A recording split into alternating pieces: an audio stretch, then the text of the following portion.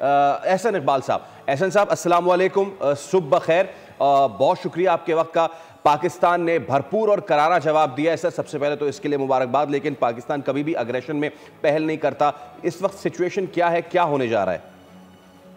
دیکھیے, آپ کو معلوم ہے کہ 7 مئی کی رات کو بھارت نے پاکستان کے خلاف ننگی جارحیت کا ارتکاب کیا تھا, جس میں بھارت نے پاکستان کے بے گناہ شہریوں کو نشانہ بنایا, جس میں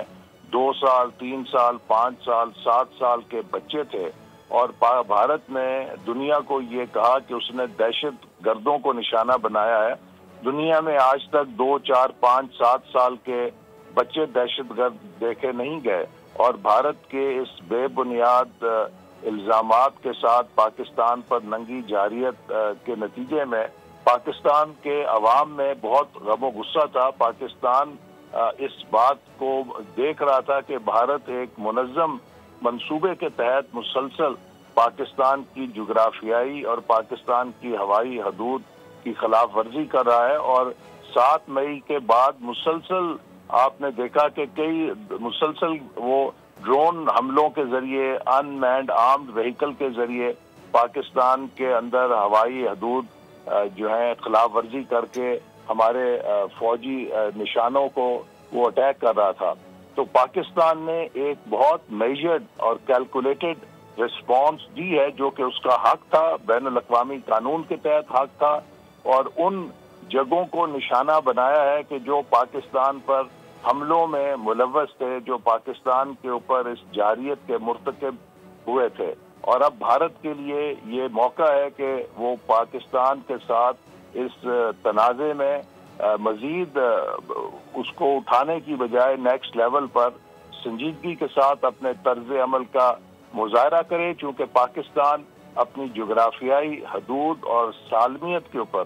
کسی قسم کا کوئی سمجھوتا نہیں کرے گا. ہم مسلسل بھارت کو کہتے رہے ہیں کہ اگر آپ نے ہمیں ایک پنچ مارا تو آپ کو اس کا بھرپور جواب ملے گا. لہذا بھارت نے یہ سمجھ لیا تھا کہ شاید پاکستان ان کے اس جارحانہ اقدامات سے مرعوب ہو گیا ہے, یا پاکستان انہیں جواب دینے کی صلاحیت نہیں رکھتا. آج انہیں یہ پتہ لگ گیا ہے کہ پاکستان بھارت کو ترکی بترکی جواب دینے کی صلاحیت رکھتا ہے. اور اب یہ بھارت کی قیادت کا اور عوام کا امتحان ہے کہ کیا وہ اس تنازع کو نیکسٹ لیول پر لے کے جانا چاہتے ہیں, یا وہ اس خطے کے اندر امن کو بحال کرنے کے لیے اپنے طرز عمل پہ نظر ثانی کرنا چاہتے ہیں. میں امید کرتا ہوں کہ ان میں بیٹر سینس پریویل کرے گا, کیونکہ اگر وہ اس تنازع کو مزید تناؤ کی طرف لے کر جائیں گے تو وہ اس بات کو سمجھ لیں کہ پاکستان ان کے ہر جارحانہ اقدام کے مطابق جواب دینے کی پوری صلاحیت رکھتا ہے. احسن صاحب, گزشتہ روز عادل الجبیر بھی آئے, اس سے پہلے عراقچی صاحب بھی آئے, اور پاکستان پہنچ کے جو بھی گفتگو پاکستان نے بھی کی, پاکستان کا ہمیشہ یہ موقف ہے کہ ہم ڈی اسکیلیشن, پہلے تو ہم اگریشن نہیں کرتے, پھر اگر ہو جائے تو ہم ڈی اسکیلیشن نہیں چاہتے. یہی اشخاص بھارت بھی ہو کر آئے, لیکن اتنے زیادہ ڈپلومیٹک دوروں کے باوجود بھی ہم دیکھ رہے ہیں کہ بھارت باز نہیں آ رہا ہے, بلکہ اس بار تو وہ عجیب ہی بے پرکی کر رہا ہے. خود ہی اپنے ایریاز میں وہ جو ہے میزائل گرا رہا ہے, خاص طور پہ جو سکھ ایریاز ہیں. تو بھارت آخر چاہ کیا رہا ہے یہ سب کر کے؟ جی دیکھیے, بھارت کے اندر ایک ایسی قیادت ہے جو ایک نظریے کے ساتھ, ہندوتوا نظریے کے ساتھ, نہ صرف پاکستان کے ساتھ بلکہ بھارت کے اندر اقلیتوں کے ساتھ بھی انتقامی کارروائیوں کے ذریعے ان کو نشانہ بنانے پر تلی ہوئی ہے. اور انہوں نے ایک ہیجان کے ذریعے اپنی مقامی آبادی کو بھی اپنے سیاسی نظریات میں جھونک کر بھارت کے اندر, جو بھارت کا خاصہ تھا کہ وہاں پر مختلف مذاہب کے لوگ بستے تھے, ایک اندرونی تناؤ پیدا کیا ہوا ہے. اور اسی طرح آپ نے دیکھا کہ جموں کشمیر کے اندر بھی جس طریقے سے انہوں نے 5 اگست 2019 کو یک طرفہ کارروائی کر کے غاصبانہ اقدام اٹھایا, یہ سب ایک طرز عمل ہے جو ان کی قیادت کے نظریات کا آئینہ دار ہے کہ وہ اس وقت خود سری میں مبتلا ہیں, اور انہیں کوئی خبت ہے کہ جیسے وہ کوئی اس خطے کی یا دنیا کی ایک سپر پاور بن چکے ہیں. پاکستان ہمیشہ سے کہتا آیا ہے کہ پاکستان کسی کی ہیجمنی برداشت نہیں کرے گا۔ اگر کوئی پاکستان کو مروب کرنا چاہتا ہے یا سمجھتا ہے کہ وہ اس خطے کا تھانے دار ہے تو یہ اس کی بھول ہے، اور اس خطے میں امن تبھی ہوگا کہ جب برابری کی بنیاد کے اوپر یہاں پر لیو اینڈ لیٹ لیو کی پالیسی اختیار کی جائے گی۔ بالکل احسن صاحب، اس وقت کلامی کے بھارت لیے کو انتہائی سب سے بڑا معذرت، خطرہ آپ کو اپڈیٹ کر رہے ہیں میزائلوں سے نہیں، اپنی قیادت سے ہے۔ احسن صاحب آپ کے ساتھ بھی شیئر کرتے چلے کہ اہم کامیابی پاکستان فضائیہ نے حاصل کی ہے۔ پاکستان ایئر فورس کے JF-17 تھنڈر کے ہائپر سونک میزائلوں نے آدم پور میں بھارت کا S-400 سسٹم تباہ کر دیا ہے، اور S-4 ایئر ڈیفنس سسٹم کی مالیت لگ بھگ $1.5 بلین ہے۔ یہ اہم کامیابی اور ڈیولپمنٹ آپ کے ساتھ بھی شیئر کر رہے ہیں، ناظرین کے ساتھ بھی شیئر کر رہے ہیں، اور مسلسل جو پاک فضائیہ ہے اور افواج پاکستان ہے فتوحات کے جھنڈے آج رات بھی گاڑتے چلے جا رہے ہیں، کیا کہیں گے آپ؟ جی ہمیں بہت فخر ہے۔ آپ نے دیکھا کہ پاک فضائیہ نے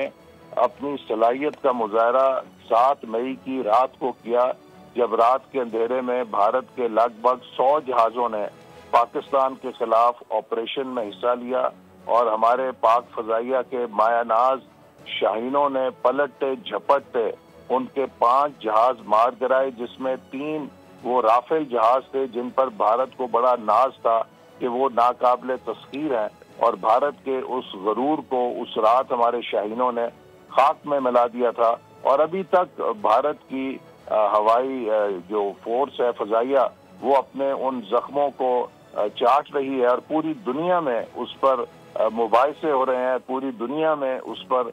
تجزیے ہو رہے ہیں کہ پاکستان نے کس طرح حیران کن حد تک اس جدید ترین جہاز کو نشانہ بنایا اور اس کو زمین بوس کیا۔ تو پاکستان کی فضائیہ کی مہارت پر کوئی دو رائے نہیں ہے۔ ہمارا پاس ایک اللہ کا شکر ہے دنیا کی بہترین فضائیہ ہے، اور ہمارے پائلٹس جو ہیں وہ اپنی صلاحیت میں ثانی نہیں رکھتے۔ قوم کو اپنے ان شاہینوں پر فخر ہے۔ احسن صاحب، آپ ایک ایسے مدبر انسان ہیں جو ہمیشہ دلائل اور بہت ہی پولائٹنس سے بات کرتے ہیں، اور یقیناً آپ کی ایک وسیع تجربہ سیاست میں کئی مرتبہ بھارتی کاؤنٹر پارٹ سے آپ ملے ہیں، ان سے گفتگو شنید ہوئی ہے،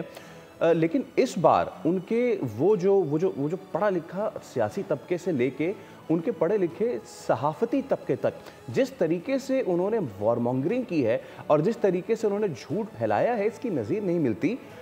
سیاسی طریقے سے آپ کیا سمجھتے ہوا کیا ہے اس بار بھارت کو کہ ان کے وہ لوگ بھی جو ان کی اس چیز کا ساتھ نہیں دیتے تھے، گو کہ ان کی تعداد آٹے میں نمک کے برابر ہو، وہ بھی اس بار اپنی جو ان کی جو وار مشین اس کی طرف سے پھیلائے گئے اس پروپیگنڈے کا نہ صرف حصہ بن رہے ہیں بلکہ یہ چیز خود سے خوشی سے کر رہے ہیں؟ جی دیکھیے، آپ سب مانیٹر کر رہے ہوں گے انڈیا کا میڈیا جس قسم کا ہیجان اور فرضی بیانات چلا رہا تھا، یہ سب ہمارے لیے بھی حیران کن تھے۔ اور یہ جو بھارت کی لیڈرشپ ہے، اگر آپ ان کا تجزیہ کریں تو آپ کو معلوم ہوگا کہ یہ جو ہے یہ کہ ان روایتی نظریات کے حامل ہیں کہ جس کے اندر بھارت میں یہ تربیت دی جاتی ہے ان کے ایک فلاسفر کے ذریعے، جو کہ بھارت میں جس کے نظریات ہیں کہ جھوٹ اور فریب کا سہارا لو اور اس کے ذریعے جسے چناکیہ کہتے ہیں، یہ چناکیہ نیتی جو ہے ان کی ایک بڑی پرانی سوچ ہے کہ جس میں جھوٹ اور فریب آپ اپنے مقاصد کے لیے استعمال کرتے ہیں۔ اور آپ نے دیکھا ہے کہ تاریخ میں ایسے جو رہنما آئے ہیں، جس میں کہ ہٹلر تھا، اس نے بھی اپنی پوری قوم کو اپنے نظریات کے اندر جھونک دیا تھا، اور وہاں کے بھی جو پڑھے لکھے لوگ ہیں ان کو یا خوفزدہ کر دیا گیا، برتری کا احساس پیدا کر کے اس سے وہ اقدام کرائے جو عام حالات میں شاید وہ کبھی نہ کرتے، اور بالآخر اس کا نقصان دنیا کو بھی پہنچا اور جرمنی کا خود نیشن بھی تباہ ہوا۔ تو یہ مودی نظریہ بھی اسی قسم کا نظریہ ہے جو اسی راستے پہ چل رہا ہے کہ جو دنیا کے امن کو بھی چیلنج کر رہا ہے، اور اپنے داخلی تضادات سے اور اپنی پالیسیوں سے بھارت کے اندر بھی وہ کریکس پیدا کر رہا ہے کہ جس آگ میں بالآخر خود بھارت جلے گا۔ احسن صاحب،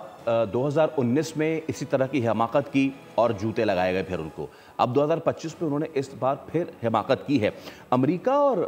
بین الاقوامی دنیا ان کا ساتھ نہیں دے رہی ہے۔ آپ کو لگتا ہے کہ خطے سے کوئی اور ملک اس کی پشت پناہی کر رہا ہے، کوئی اور فورسز اس کی پشت پناہی کر رہے ہیں؟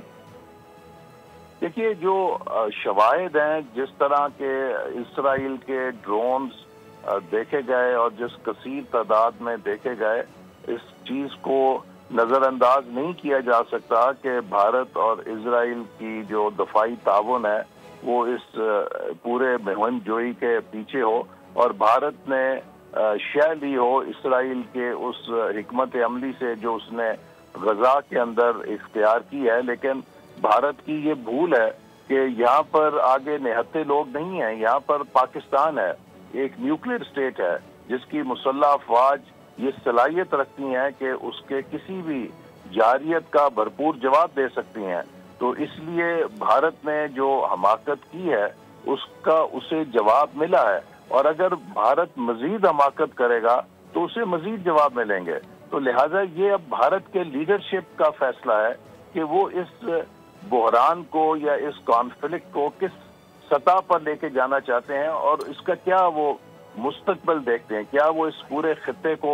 जंग में झोंकना चाहते हैं? अगर वो ऐसा चाहते हैं तो यकीनन इसमें नुकसान सबका होगा, लेकिन भारत का नुकसान ज्यादा होगा क्योंकि उसके इकोनॉमिक स्टेक्स बहुत बड़े और बहुत ज्यादा हैं। तो ये अब भारत की लीडरशिप का और अवाम का फर्ज है कि वो अपनी इस क़यादत का हाथ पकड़ें कि जो एक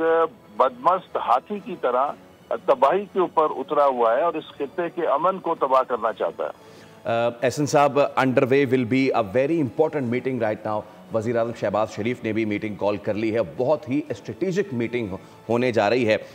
हम पिछले 2 दिन से सबसे ये पूछ रहे हैं कि क्या मामला डी एस्केलेट होते लग रहे हैं, डी एस्केलेट होते रहते हैं।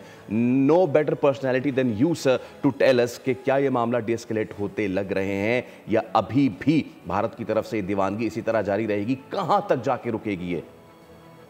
देखिए, पाकिस्तान ने जो रिस्पॉन्स दी है वो बहुत मेजर्ड दी है और बहुत इंतजार करके दी है कि शायद भारत के अंदर बेटर सेंस प्रिवेल करे। लेकिन भारत ने मुसलसल 2 रोज से जिस तरह ड्रोन हमलों का सिलसिला शुरू किया हुआ था, इससे साफ लगता था कि वो जाहराना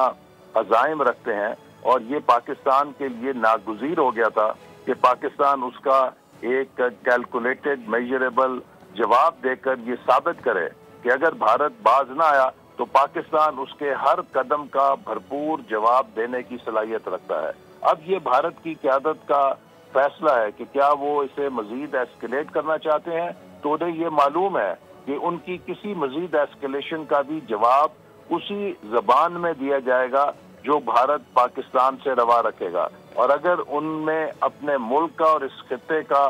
मफाद उन्हें अजीज है तो उनके लिए एक ही रास्ता है कि वो इस तनाज़े का डिप्लोमेसी के जरिए और बातचीत के जरिए से हल करने की कोशिश करें। ठीक है, ओके। अच्छा, अब एहसन साहब, वी नो कि हम आपका वक्त ज़रूर ले रहे हैं, लेकिन ये बड़ा अहम इस वक्त मोड़ है पाकिस्तान की तारीख में। मैं चाहूँगा बतौर वफाकी वज़ीर एहसन इकबाल क्या पैगाम देना चाहेंगे इस वक्त उस कौम को जो ऑलरेडी अपनी फ़ौज के शाना बशाना पिछले 72 घंटों से है? देखिए, मैं ये पैगाम दूंगा कि पाकिस्तान की मुसल्लह अफवाज और पाकिस्तान की हुकूमत पाकिस्तान के अवाम और पाकिस्तान के मफाद के दिफा के लिए चौकस हैं और किसी किस्म की नरमी या किसी किस्म की गफलत की मुर्तकब नहीं होंगे। और हमने ये साबित किया है कि पाकिस्तान एक जिंदा कौम है और जो भी पाकिस्तान के मफादात से और पाकिस्तानी कौम के साथ मुठभेड़ करेगा उसको पाकिस्तानी कौम उसी की जबान में जवाब देने की सलाहियत रखती है। हम जिंदा रहो और जिंदा रहने दो की पॉलिसी पर यकीन रखते हैं, लिव एंड लेट लिव। लेकिन अगर कोई मुसलसल पाकिस्तान के साथ उसकी मफादात और उसकी सालमियत से खेलने की कोशिश करेगा तो पाकिस्तान उसको उसी की जबान में जवाब देने की सलाहियत रखता है। शुक्रिया एहसन इकबाल साहब, वफाकी वज़ीर बोल न्यूज़ से गुफ्तगू करने के लिए, और बहुत ही अहम गुफ्तगू रही। सब्सक्राइब करें और बेल दबाएं ताकि कोई खबर रह न जाए।